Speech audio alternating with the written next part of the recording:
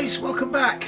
Part 3 already of this Hellcat 1/24 Airfix kit build, and what a build it is. It surely is a pleasure to put together. It's a dream. If you don't have one of these yet and you're in the UK, get on the Antics website, get yourself one ordered. £107.99 with free delivery in the mainland UK.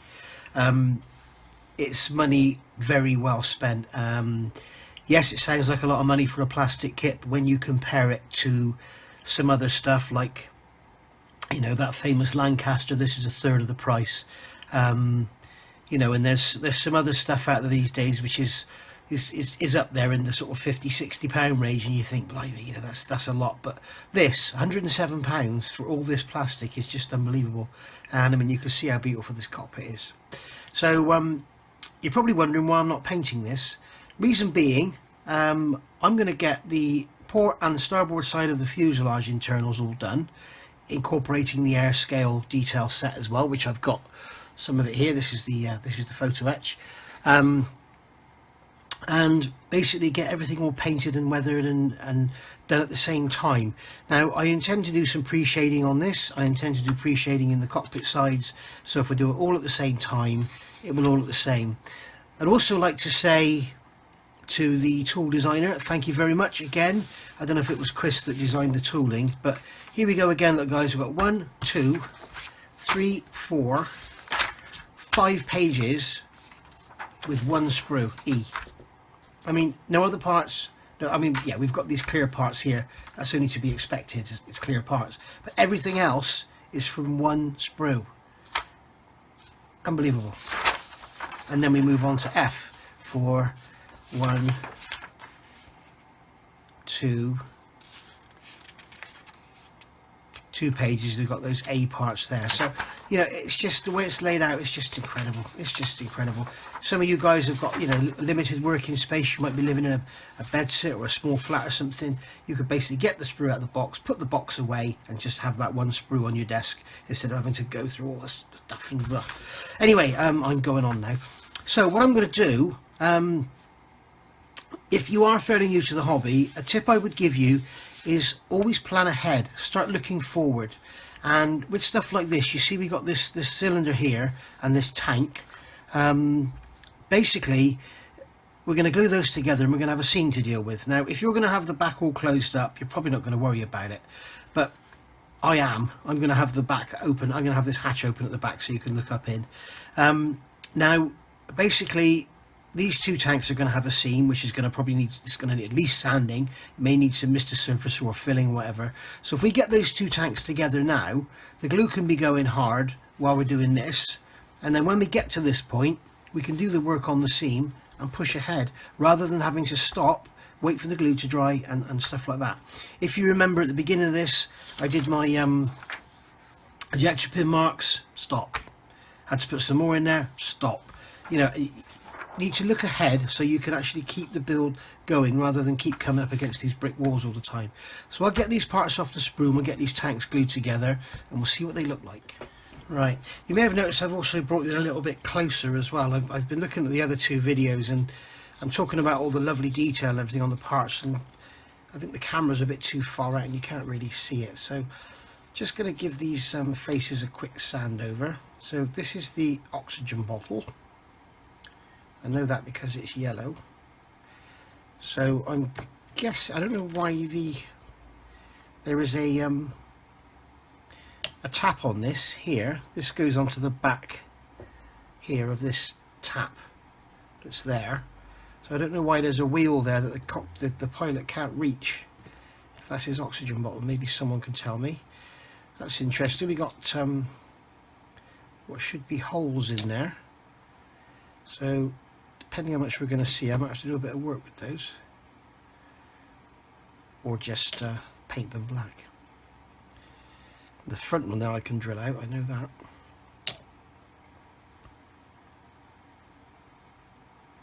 So there we go. I think what I'll do is I'll get something and I'll just make them a bit deeper and then paint them black. As I say, I'm having that hatch open underneath, and I'm not sure, none of us are sure, but you can all learn from me if you're not building this yet, just how much you're going to see up there. And then this one here is the water injection tank. So this goes in, sits behind the pilot.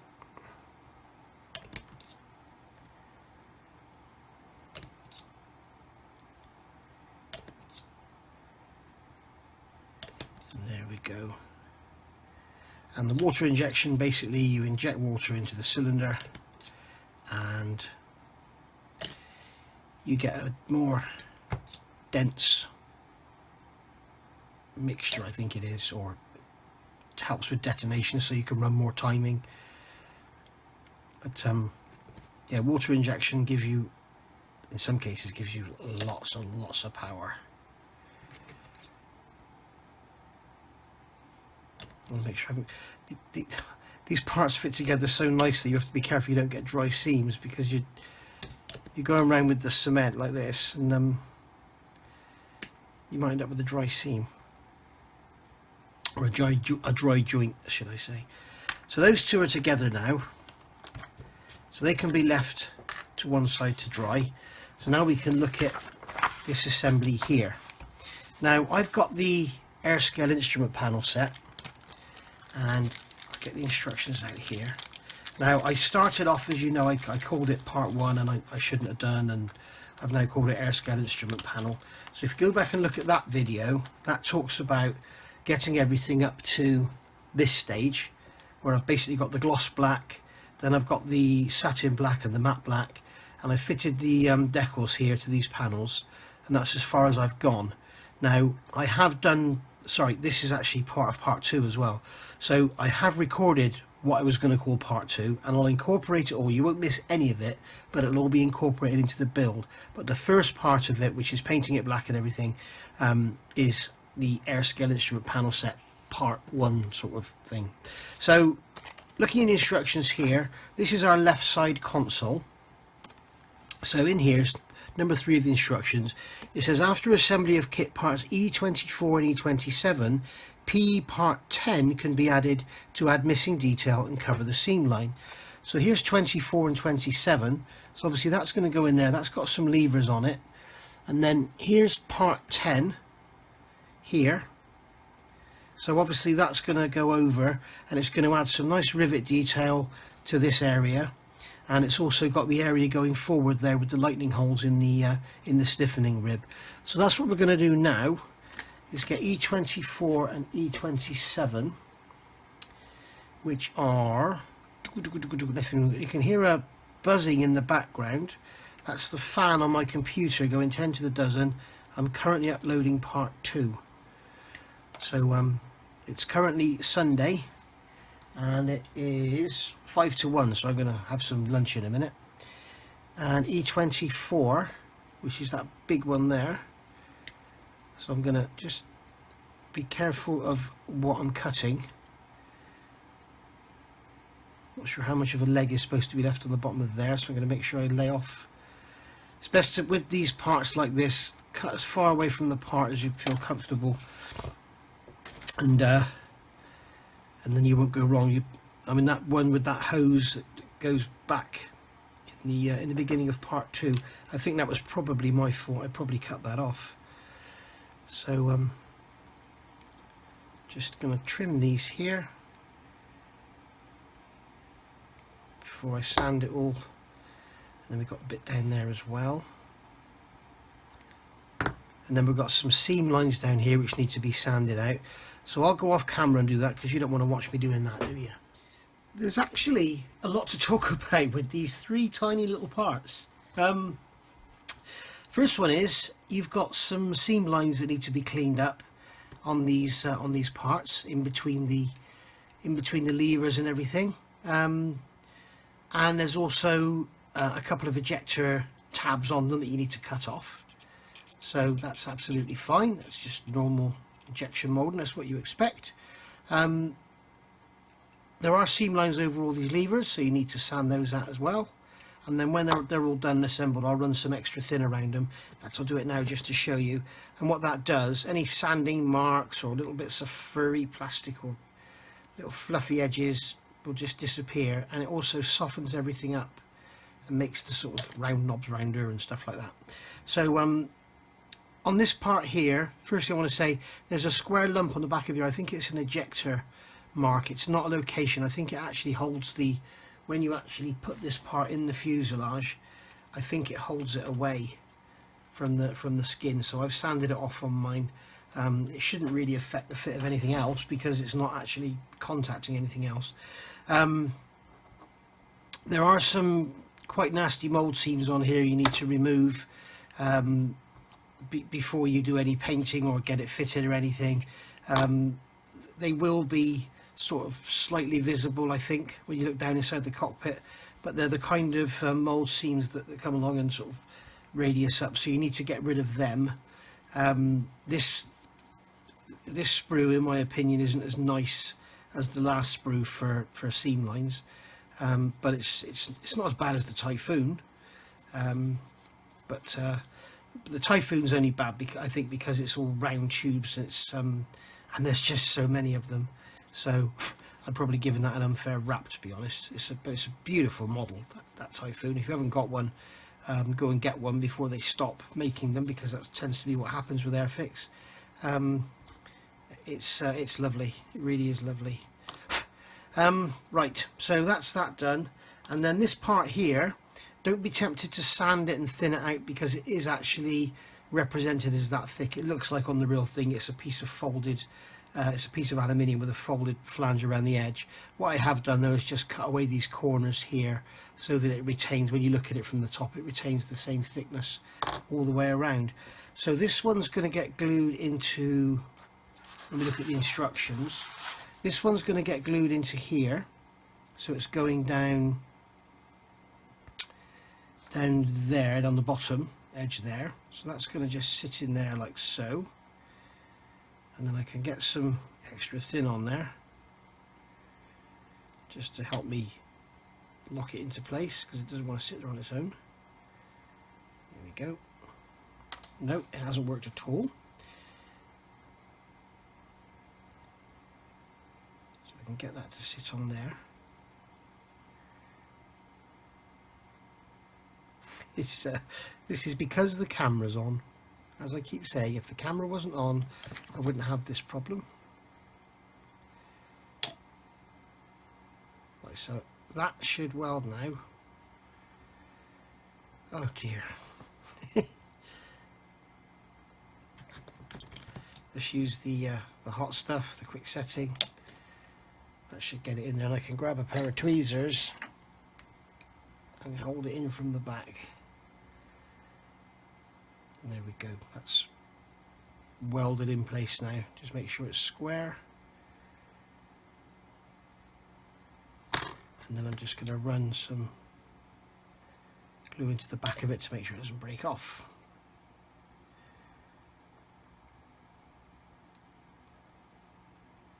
There we go, that's that one in.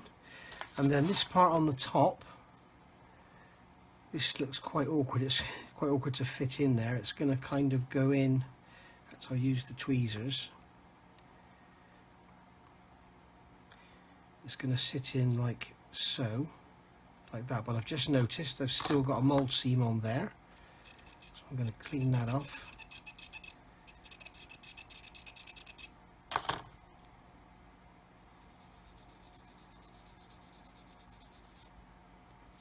Nothing worse on a big scale kit than mold seams everywhere.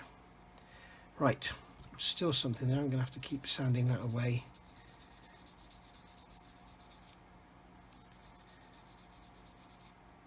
There we go. Just square up the corners. Give it a brush of extra thin to remove the sandy marks. There we go. Now this piece here, it's got all the levers on it. Come here, it's come to life. It's going to go in like that. So if I can actually hold that in place,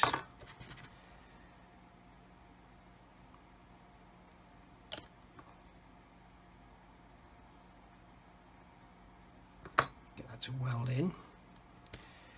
And then I think I'll come in from the back and just get some glue on that flange. Right, so now we can see what the Airscale set's talking about. We've got a seam all the way around here that we need to be getting rid of, and the Airscale set covers it up by the look of it. The other thing I've done, as I showed you in, I think it was in part 1, I've gone around here with a knife and just made, if you didn't see it in part 1, take a new blade with a new point on it and just go in on the angle and just scrape around the edge of the pipes, and it takes them away from being like a D-shaped molded on lump, and it actually looks like a pipe. Okay, so I'm going to get some extra thin in there because I've got some furry bits. You don't want furry bits. So that's that all together. So we'll leave that now for a few minutes just to go off. Okay, so they're together now and got some Mr. Surfacer in there. The Airscale panel doesn't actually cover the whole seam, so I've had to put some Mr. Surfacer in there to cover it up, sort of behind the throttle quadrant. I'm not going to fit the levers of the throttle quadrant now because I can put that on afterwards. It's got some decals to go on there and it's going to be detail painted and everything, so that's just a simple pushover fit. It's where is it? It's here, and you can see the back of it is recessed to go over that lump. So after it's all painted and weathered, drop a super glue, bang that on, job done. So what I've done, I've circled that in red on the instructions so I don't forget it. But I mean, the Airscale set, excuse me, the Airscale set won't let me forget that anyway.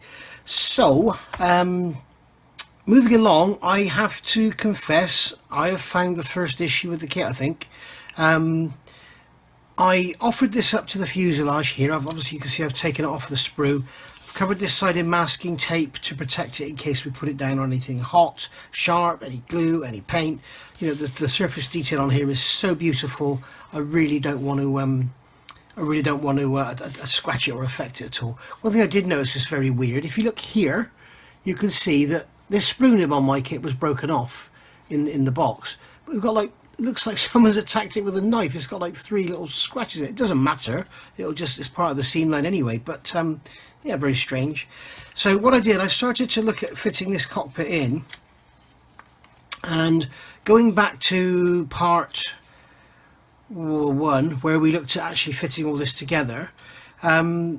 Basically, it says to offer it up in the fuselage and make sure it fits. Well, unfortunately, you've got this rib here for the main rear bulkhead to go down, but there's nothing up here at all. There's nothing that it fits within. So basically I was sort of lost where to go. So now I can show you guys what the instructions don't.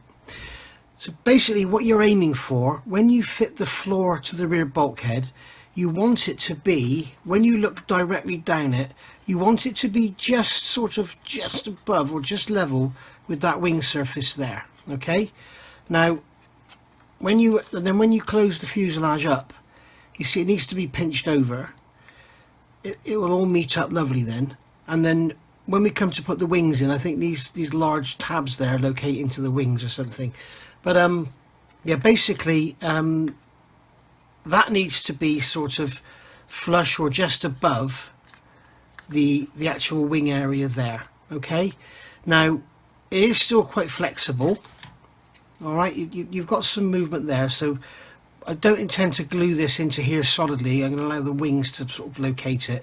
But what I've done here to move it up a bit, because I had it slightly down, I've gone over the back with some extra thin to break down the glue joints, and then I've actually just squeezed it like this to just pull it apart, and I've just put a slither, you can just see it there, there's a slither of plastic card 10 thou in there just to sort of level that floor up a bit. So my advice to you guys, if you haven't got this far yet, is to fit the floor and just put some glue in those tabs in there so that you're able to actually manipulate it, and then once you've got it all in and it's all solid, then you can glue it in solid then, and then dry fit it, glue it all solid, and then you can take it out and you know you're in the right place. Don't make the same mistake I've made. So that's a little tip for you. I really wish they'd made this a bit more positive. I did say in, I think it was part 1, that these do their job very well. Now it may be that I sanded too much off them. It may be that I didn't sand enough off the seam here, so I actually pushed it down. But for some reason my floor is slightly low, and if you look, it's not actually 90 degrees in there. It's actually obtuse. It's more than 90 degrees. So yeah, a bit of a weird one there, guys. But basically, yeah, when you put it in, when you pull the fuselage together, that rib there, that rib just there, should butt up against the back of the front bulkhead like it does there, and the actual floor there should be flush with the wing recess in the fuselage. Okay, and when you pull that together, it should meet around about the center. If you're finding it like this and you've got to bend the floor up to meet it, you're too low down. Okay, so there we are. All right, now there's a problem. This here, we've got to do these ejection pin marks first anyway. This here goes in there, which is lovely. Okay, now the problem is, if we glue that in, when we flex the fuselage over, it's not going to want to come over. So what I'm tempted to do is peg all this in solid and glue it, and then leave it to set, and then it'll all flex together. Because if we glue that like that now, we've got gaps everywhere, you can see here.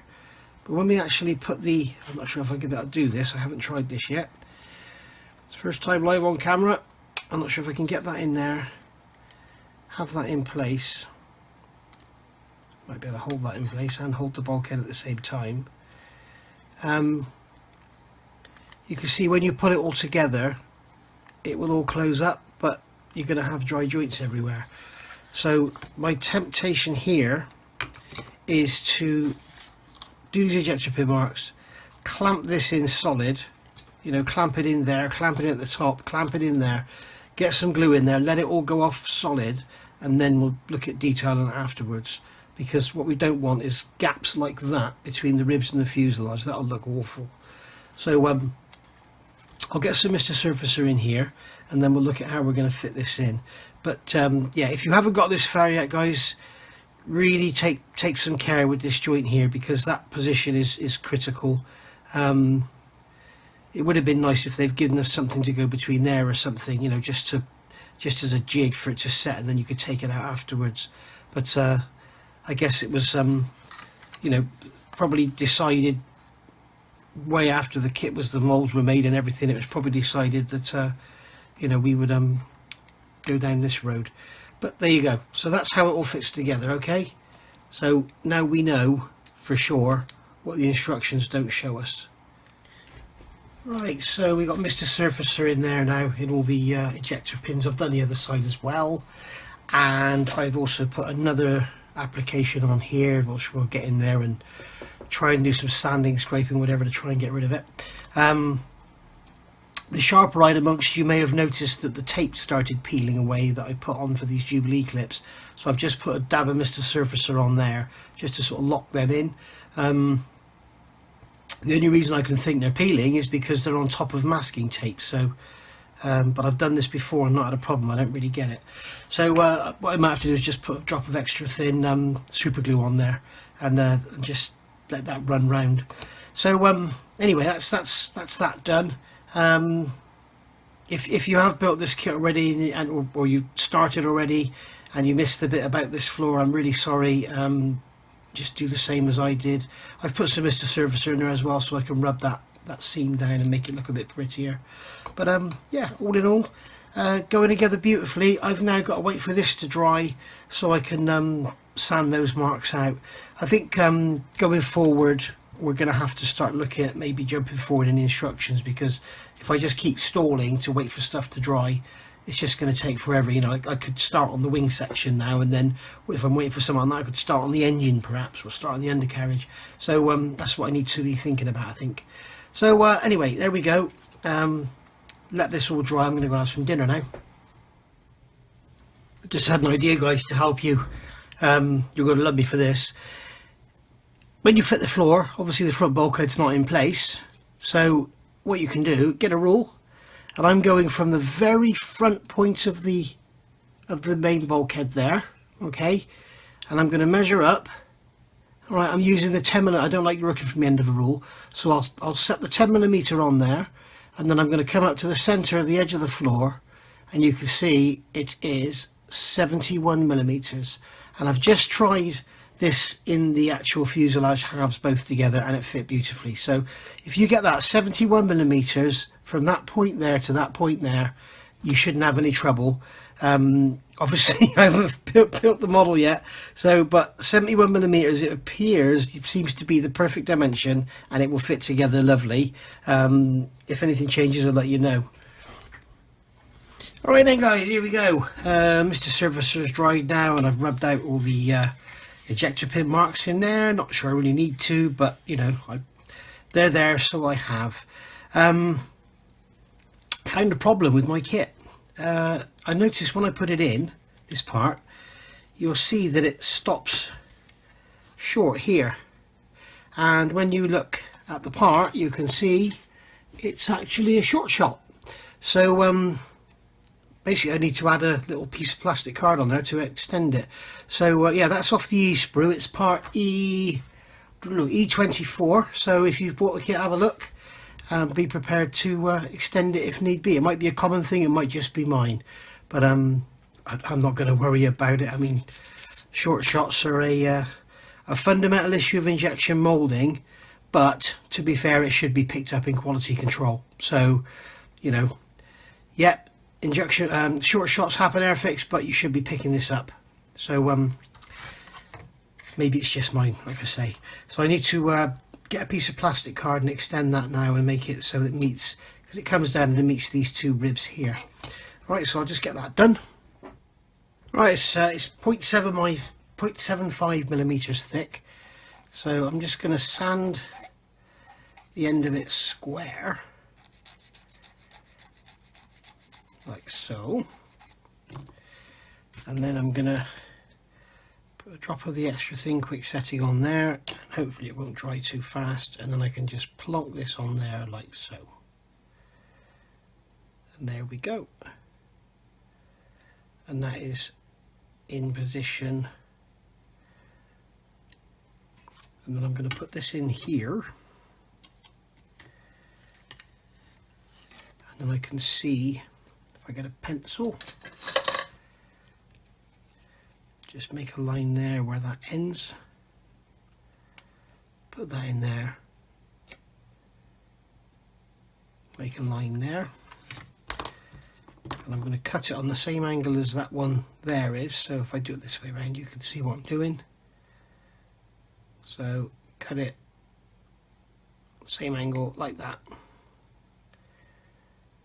and there we go. It should now fit in that groove.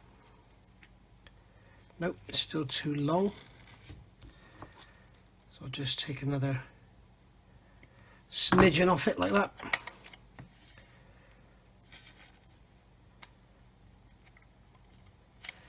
And it's still too long, so it wasn't as much of a short shot as I thought, but it's a short shot nonetheless.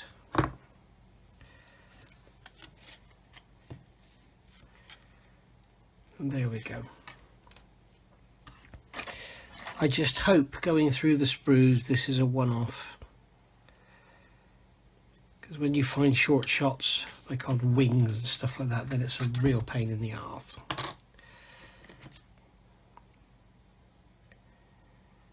So I can put that on there like that, let that glue go in, and just leave that to dry. And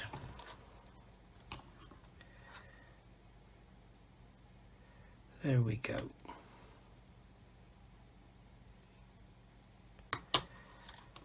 So you can see that that's the repair done there.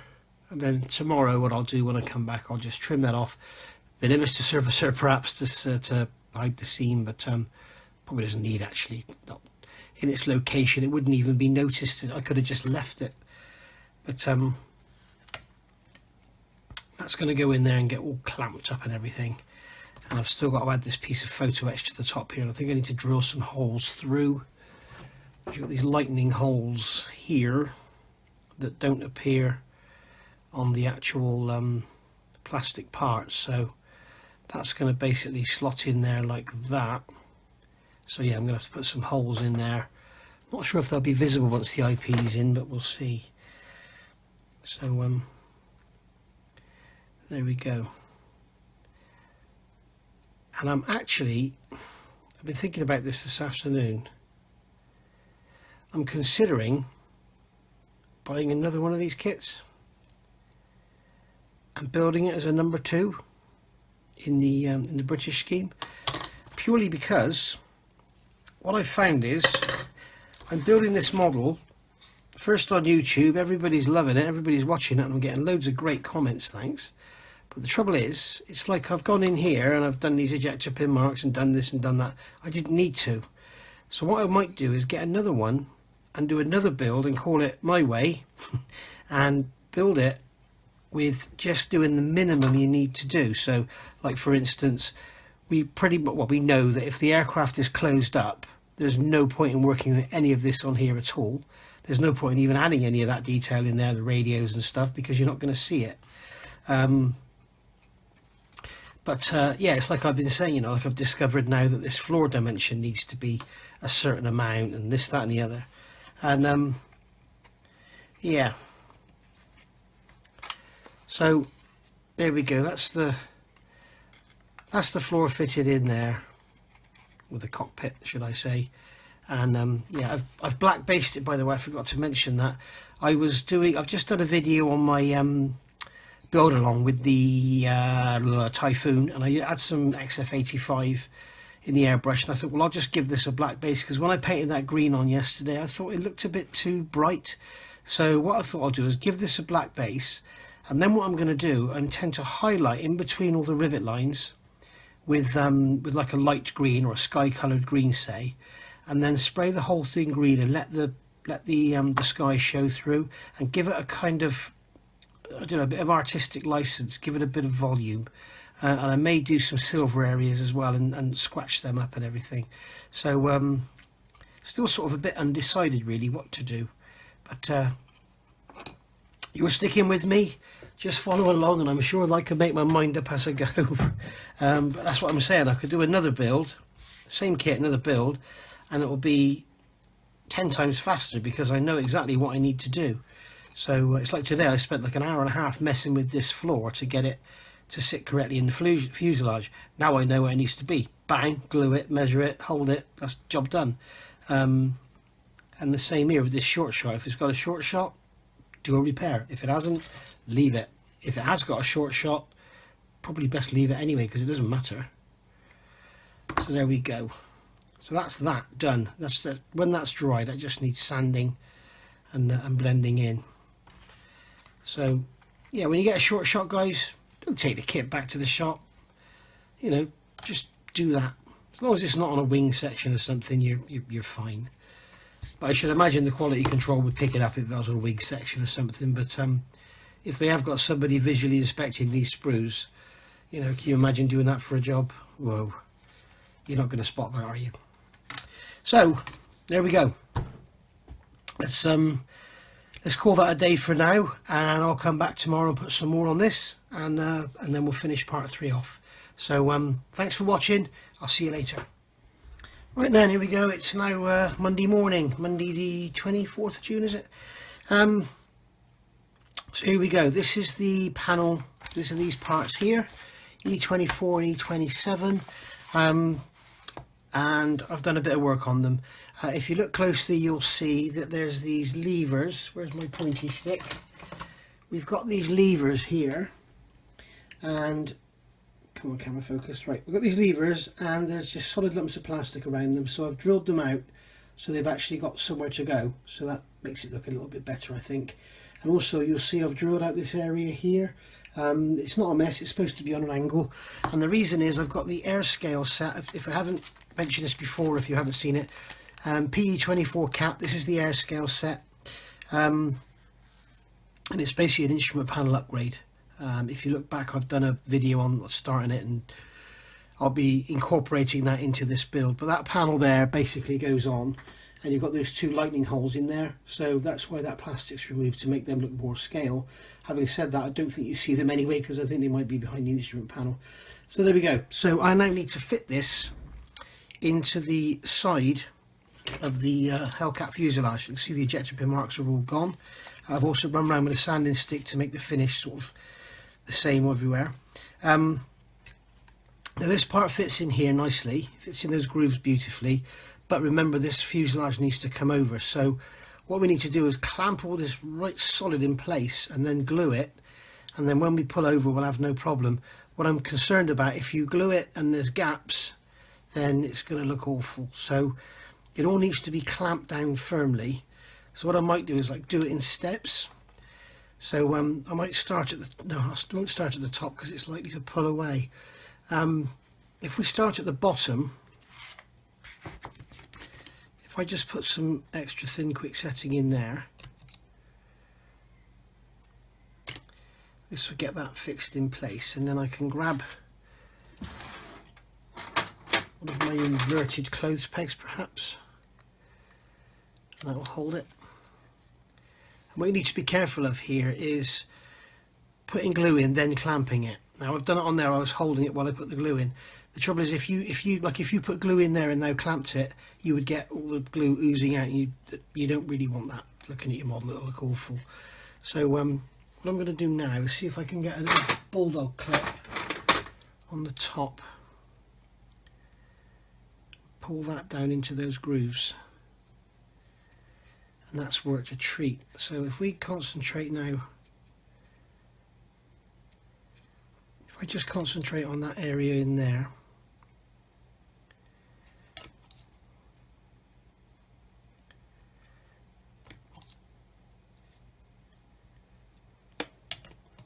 I mean, at the end of the day, it's obviously not a structural part, and I don't think it'll affect the fit of anything else to any extent. So, you know, if it is sticking away a bit, I don't think it's going to be the end of the world, but obviously you want to try and get it as good as you can.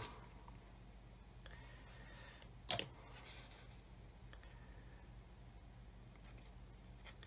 fact, I'll put that peg on that one, and then I'll get another peg and put it on that one. And I'm going to leave that now to cure for a little while. So I'll have to start looking at something else. And then once that's gone off, then well, maybe I could get a peg on there now.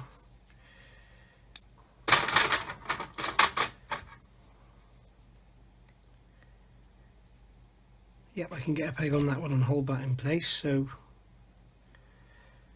get some glue in on that one.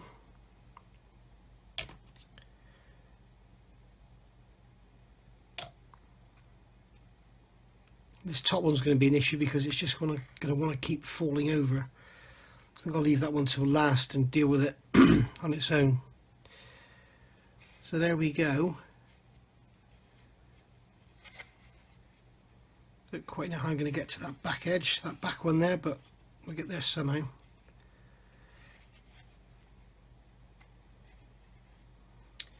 So I'll leave that as it is for now. I'm putting too much glue in there because I want it to really weld in there and bite. I don't want it to you know, crack away after we've manipulated the fuselage and everything. So there we go. Right, moving along, let's have a look at these tanks. So we've got a bit of a seam around the tanks. You can see there's a bit of sprue nib there. So just take that off with a skiddy stick, a bit of sprue nib on top of there.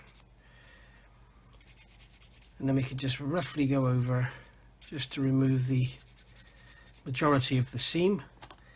And then using this lovely blue sponge, we can go over and sand away to our heart's content until the seam disappears. And that is one of the beauties of this lovely soft plastic, is it's not too much work.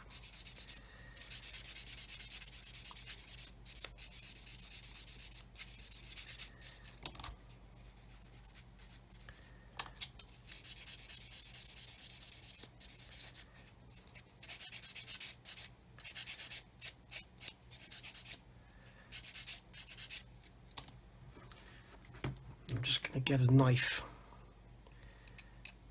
scrape away the glue at that joint. I mean, really, this is not worth doing, because you're not going to see any, especially the top of it anyway. Even if I do leave that door underneath open so you can look up inside, you're not going to see the top of this tank anyway. So, but at least I know it's in there, and I've got it on video.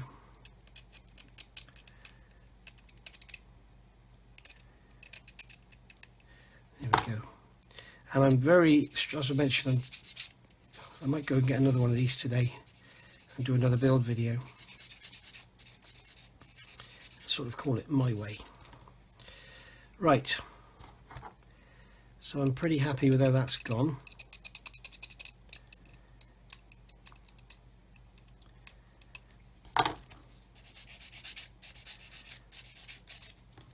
So that's that one. Then we've got this oxygen tank. Let's get that sprue nib off of there.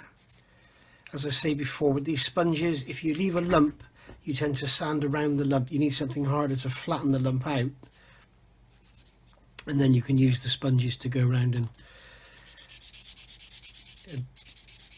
make it all nice and round again like this. I've still got a bit of a bump there, so take that off. There we go.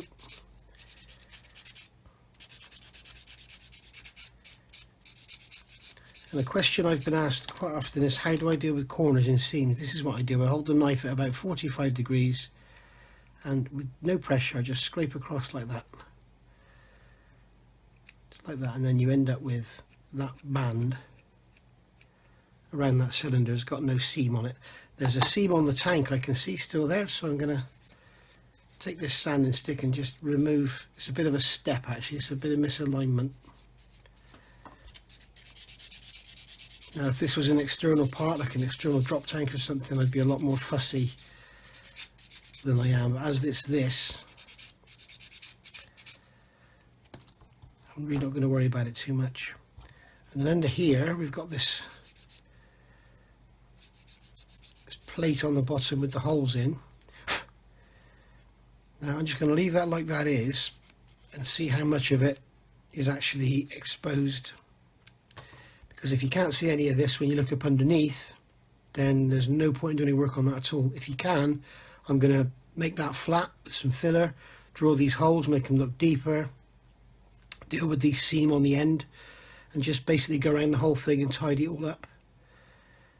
Make it look a lot more, you know, like it should, instead of two pieces of plastic glued together. So I think we'll call that a day there. I've basically got this in here now. What I'll do off camera is finish off clamping that in and get that glued. Excuse me, I've got a frog in my throat. I'll probably fit the sill here, and then we'll move on to the other side. I'm not going to worry about any of this at the moment. I'll get all that sprayed black. I might see if I can actually fit some of this before we actually fit the cockpit, so I'm not actually doing painting jobs on everything. Problem is, when you try and put these bits in after you've painted all this, you've then got to get the weathering and the toning and everything the same. So as you know, I've sprayed the cockpit black. I'm going to go around and sort of pre-shade it with well, pre-brighten it if you like, with a brighter colour between the panels, and then when we spray it green, it won't just be one blob of green plastic. And that's one of the things you have to be very aware of with these massive models. If you just did that green, I think it would look a bit, I don't know, a bit new sort of thing. So anyway, we'll call that a day for this one. That's been part 3, and I will move on now. We'll start on the other side, get this done. I'll get some more ejector pins dealt with, and then I'll come back. As I say, I think at some point we're going to have to break away from the instructions, because I keep halting, waiting for things to dry, waiting for Mr. Servicer to dry. So you know, it's going to take forever to get this build done. So anyway, thanks for watching. If you've liked this, please like, please subscribe. If you've already subscribed, thank you very much. Numbers are going up very fast with this model. It seems very popular, although Antics tell me it's not selling very fast, which I find unusual. 107.99 free postage in the UK. I think I think that's the cheapest in the country. If it's not, let me know. And basically, thanks for watching, and bye bye.